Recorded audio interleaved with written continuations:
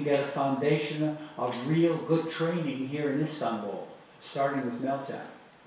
I can't come next week or the week after or whatever. I live someplace 10,000 miles away. But I have books, if you read English. All of my work to this point are in those 7 books. Reading a book is a learning tool, but it can also be an educational tool if you do the work and the exercises and the craft suggested and written about in the books. If you use those books as a blueprint to work, it is a training ground. There's 7 of them, you know, and they cover, I'd say, about 85% of this craft. 85% of it. Yeah, this one over here. What's your name? What? My name is Sultan. Okay, I'll take your word for it. Benim sormak istediğim soru, eğitimini henüz tamamlamış oyunculara, yani sahne dışında da uygulayabilecekleri tavsiyeleriniz nelerdir? Yani örneğin şunu mutlaka yapın, bunu mutlaka deneyimleyin gibi. Ya da şunu sakın yapmayın. Well, what do you mean by just completed their education on one level? On what level did she complete? From where? What kind of acting school was it? Was it a college acting school? A professional acting school? Tiyatro bölümünden mezunum, lisans, bachelor degree. Theater. How many years? 4 years? 4 years. 4 years? Yeah. Okay. All right. That's a preliminary education. I have a degree from Northwestern University. And it took me 10 years after I graduated from Northwestern to learn anything about acting. My son came to me. He was at University of California at Northridge, CSUN, California University at Northridge. And he switched his major 3 or 4 times. Finally, he switched his major to theater. And he came to me and said, "Dad, give me some advice. What kind of classes should I take?" I said, "Anything but acting. Don't take any acting classes." So what I mean by, I think a college education is absolutely wonderful. What I learned about theater, and when I graduated Northwestern, I could produce, I could direct a play, I could build the scenery, I could light the set. It was a wonderful education. I knew history of the theater from the Greeks to the present time, etc. I learned nothing about acting. And it took me a number of years afterwards, studying with a lot of people, and finally what I told you about Marty and Lee Strasberg, I learned about acting. Here's what I would recommend. I would recommend working with her. I would recommend reading all the books and doing the exercises. I would recommend watching actors who are you admire and you are affected by, and you believe in what they're saying, you believe in what they're doing. But your education is just starting. You have a foundation, a basis. You're standing on a foundation, but you don't have the education that you need to evolve as an artist with a craft. I don't know what your instrumental issues are. If I got you up on stage and did a few exercises, I'd find out what was going on with you. That's what I do, you know. I could, because everybody wears their story on their forehead, you know, whatever it is. Then we would deal with you instrumentally, liberating you from the things that stop you from being free to act. And at the same time, how to identify the obligations of material, address them and fulfill them, the craft. But your education is preliminary. Now is the time to really work with professional teachers, a professional. Not an academic teacher, but a professional. Somebody who's out there. You know, they hired me at USC. They made me an associate professor. I only had a bachelor's degree at the time. And I went to the head of the department, the film department. I was doing it in film school. I said, "How come you're hiring me? I don't have a master's degree." He said, "Those degrees don't mean anything to us. We hire people who are out there working in the industry and are professionals. That's what you have to teach." So you see, working with a professional working person who really has a process, that's where you have to go. If you're really serious about wanting to be an experiential good actor, that's where you have to go. Hi, Mr. Morris. Hello. My question is, I think a lot of people mixing opinions and feelings. Me too, actually. For example, when I do the what am I feeling exercise, I actually tell my opinions, my thinkings. And can you explain us what's the difference between opinion and feelings? Okay. That's an easy question to answer. Opinions are intellectual, feelings are emotional. Opinions are intellectual and feelings are emotional. That's the difference. You think about it. Well, I like that, I don't like that. Think it's a qualitative judgment that comes from an observation and the intellect. A feeling, an emotional impulse, can be stimulated by a thought or by the intellect, but it is not qualitatively analytical. I'm angry. I'm pissed off at everybody and everything. I'm not thinking about it. I just hate everybody. It's an emotion. It's an expression of what I'm feeling, not an opinion of what I'm feeling, but what I'm feeling. Get it? Okay. Shall we wind this up? Last, please. Yes. We have two last questions. Okay. Hi. You are both an actor and a teacher at the same time. First question. I'm an actor, teacher, and I write. Yeah. About first question is it? What do you think? Which one is more difficult, to act or to teach? Which one is more difficult, to act or to teach? Which is more what? More difficult. And the second question, technically speaking, do you see any difference in acting in theater and in cinema, in front of the camera? Here or in my country? Both. I mean, in acting, do you see any difference on stage and in front of the camera? Yeah, of course. It's a medium adjustment. I started out as a stage actor. I did before I came to Hollywood to be in films. I had done a minimum of 40 actors equity meaning professional plays. 40.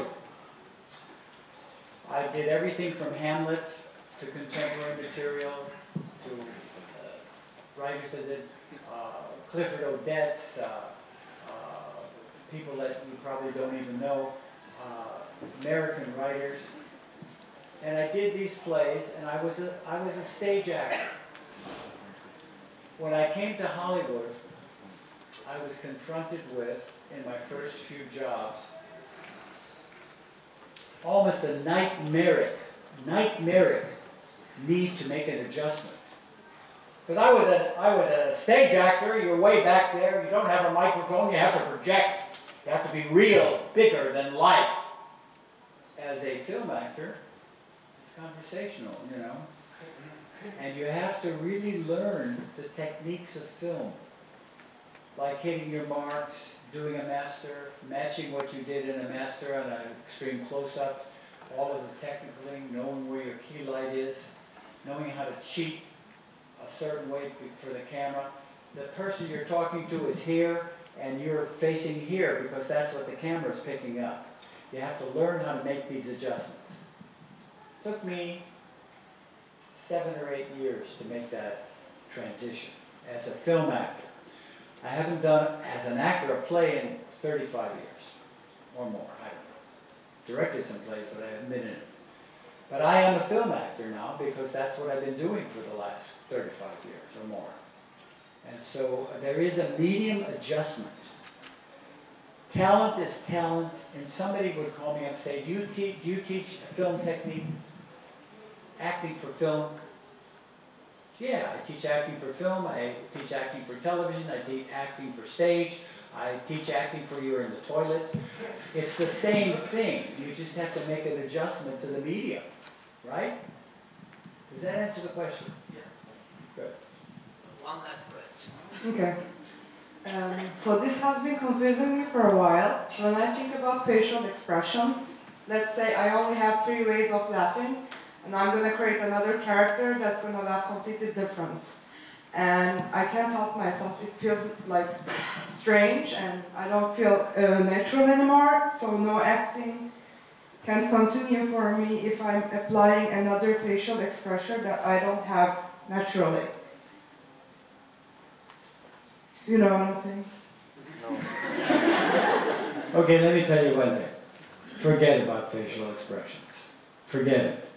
That's a conceptual, impositional, representational involvement. Okay, I'll give it to you another thing. When an actor is functioning organically, the mind, the body, the voice, and the emotion function as a unit. There are no splits. Nothing belies the truth. The face and the body will respond to the way you really organically feel. You never have to concern yourself with how you look or how your face is saying. If you're feeling the truth in a certain area, your instrument will take care of itself because the body does not lie. The instrument does not lie. And when the actor, I'll show you something. Hold it. Now, this is an actor on stage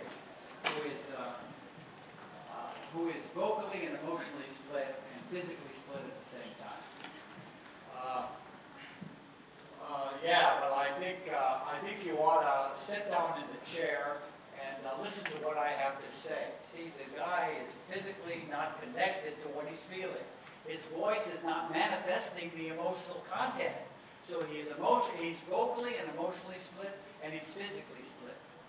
And that can come from tension, self-consciousness, being on the spot, and not really experiencing the truth. The truth. The body can't lie. You better forget facial expressions because that's a conceptual, impositional, presentational quality. Got it? but I'm not really satisfied because sometimes you do have to be someone else. Like gesture that you don't even know that you're capable of doing, sometimes requires doing for a character. So, Yeah. but I can ask later too. Now say what you're saying again. Like sometimes a gesture that you never did in your life has to be done for that movie. And it has to feel natural, but you don't use that hand movement, like never ever. Whatever you feel, it's not going to come naturally. Give me an example. An example, like I don't, example.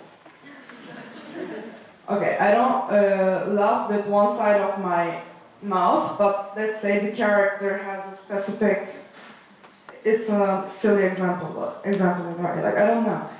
But there are stuff that we don't do, like what? Like some hand gestures that we don't do. I'm sure it's common, but everybody, they don't clap when they're happy. I clap when I'm happy. No one claps when they're happy. Let's say the character has to clap when they're happy, and it has to come from inside. And we don't always feel what we have to do with our body, I think. Okay, I'll answer the question. The minute you start concerning yourself with behavior, gestures, or things like that, you're not really functioning from an honest or authentic place. You know, in life, I don't know what I'm going to do with my hand in the next moment. Okay, the director says to me, you have to be very excited and very happy. And I want it to manifest itself in your whole physical sense. Okay? Now the director says that to me, right? Okay. I find a choice that I work for that makes me feel excited, happy, and it reverberates in my body because I have a choice that simulates that in reality terms.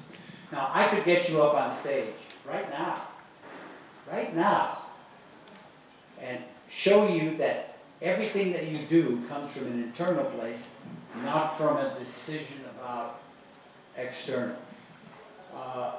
Can she come to the workshop? Can you come to my workshop for 3 days? I'm planning on. Are you coming? I think so. I'm planning on coming, yeah. It's a life-changing experience. These questions will not exist on Thursday. Okay? Okay. Good. Oh, one more. This man is. Ben bir şey soracağım. Şimdi bir paradoks var. Bir oyuncu olarak yaşadığımız paradokslardan bir tanesi. Yıllarca yarattığımız karakterlerin kendi kişiliğiniz üzerinde yarattığı etkiler oluşuyor. Bunlar bir birikim olarak içinizde kalıyor. Ve daha sonra yaşamınızda çevrenizde arkadaşlarınız ve ailenizden duyduğunuz soru şu oluyor. Rol yapma, kendin ol. Bir oyuncu olarak yarattığınız karakterlerin içinizdeki izini çevrenizde yansıtmadan nasıl kendiniz olacaksınız? Bununla ilgili öneriniz ne? Okay, so what you're saying is that after a period of time playing a lot of characters, it affects the way you live, the way you behave in life, correct? Is that, am I, yes, okay. Well, you know, I have a technique that came up this weekend that I was talking to my people about, people I was teaching. It's called the 11th level of consciousness. I'm not going to explain it, it's a little complicated. But on the first 10 levels of experience as an actor in a scene, I'm really feeling all of those things. And if it's a negative part, and it's an angry part, and it's a evil part, I'm going to be all of those things because I can access those parts of me in subpersonality terms, okay? But on my 11th level of consciousness, on the 11th, because they invented that number purposely, I know what I'm doing. And I can walk out of it. I can enjoy the total experience on an organic level. I can enjoy it and experience it, and I can walk away from it when it's over and still be who I am. I'll give you 2 examples of what you're talking about. Lee J. Cobb did Willie Loman in Death of a Salesman on Broadway. I think he was the original Willie Loman. After playing the play, I don't know how long, he had a nervous breakdown. They had to recast him. He actually had a nervous breakdown. Because the impact of playing that part was so severely impacting on his life, he had no way to separate himself from it. So he didn't have that quality. He was a wonderful actor. James Gandolfini, in a movie, I forget it, Hollywood, what's the name of that movie? He has a scene with an actress where he is going to kill her. They got the dope under the bed, and she stabs him with a, you've seen that movie. Anyway, they worked on that scene for 4 days, and he said in the 4 days they worked on the scene, he couldn't sleep those nights. He was so angst and so affected by the violence of that scene, he couldn't sleep. Now, you are not a computer. You don't press a button and then, or a key and it comes up something. You're a human being, and the human nervous system is very complicated, and you're not playing around with something you can plug in and plug out. So after a period of years, you can learn how to experience what you experience and create that 11th level and keep yourself from carrying it into your life and into your relationships. You know? Okay, so I'm married, right? And I get a part where I'm really, really, really disturbed, angry, bitter, suicidal, depressed, despondent. And I have to come home and I eat dinner, you know? I think some of it might carry over. I might have to work a little harder to separate myself from it. But because I have a process, and because I know what to do and I know how to do it, and I know what to do and I know how to do it, I'm not going to take that into my marriage. Now, you've all heard me say many times, and it sounds like an arrogant thing to say, I know what to do, and I know how to do it, and I know what to do, and I know how to do it. I achieved that over a half a century of work during that period of time. It didn't come to me easily. I struggled. I dropped a lot of blood to get to know what I know, to get to know what I can do, and how to do it. There's nobody in this room that I'm any more special than. Nobody. I can do sense memory like a person can do hypnosis. I worked for years to be able to do that. You can all do that. If you want to work 10, 12, 15 hours a day on your process and on your instrument, you can all achieve it. But it's not just a special gift. It's discipline and hard commitment and hard work. Anybody in this room can become a master craftsperson over a 30-year period. You can become a journeyman craftsperson in a few years, a couple of years, 3 years, and be very good. But a master takes a lifetime. Any master takes a lifetime. Okay. Çok teşekkürler geldiğiniz için.